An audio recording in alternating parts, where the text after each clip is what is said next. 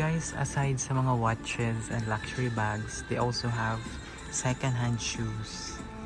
Name it, all of the brands are here. Adidas, Reebok, New Balance, Nike. Yan, Onitsuka Tiger, lahat yan guys, nandito na. So ngayon, check natin kung magkano ba yung mga prices dito guys.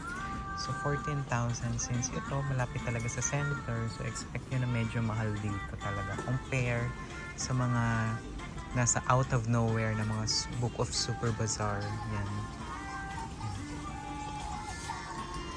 So may mga iba dito mga shoes na 30% off.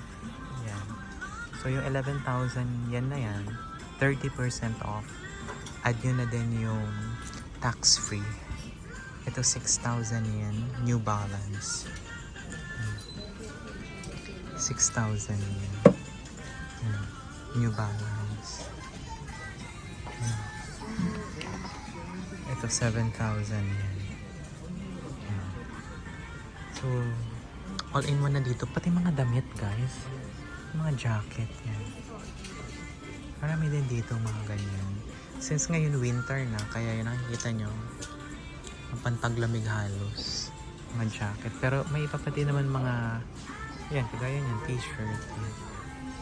Pero most of the time talaga before, I'm addicted to shoes, so every time nagpupunta kami sa mga second hand shop, ito talaga yung pinupuntahan ko kaagad, yung mismong shoes. 9,000 yen. Pag makakita ulit ako ng ganitong shoes na medyo nasa 2,000 to 3,000 yen, bibiling ko talaga yan. Mga Nike Air. So, most of the shoes talagang mga Nike talaga dito. Ito 2,000 yen. Under Armour, ganun din. Ito Jordan Nike. Air Jordan. 10,000 yen. Ito 10,000 yen. So guys, that's it for today. Thank you so much for watching this vlog. I hope you like, share, comment, and subscribe. And share this vlog. And please comment down below kung saan nyo pinapanood itong vlog, kung taga saan kayo, para mabigyan ko kayo ng shout out. Okay? Thank you everyone. Have a wonderful day.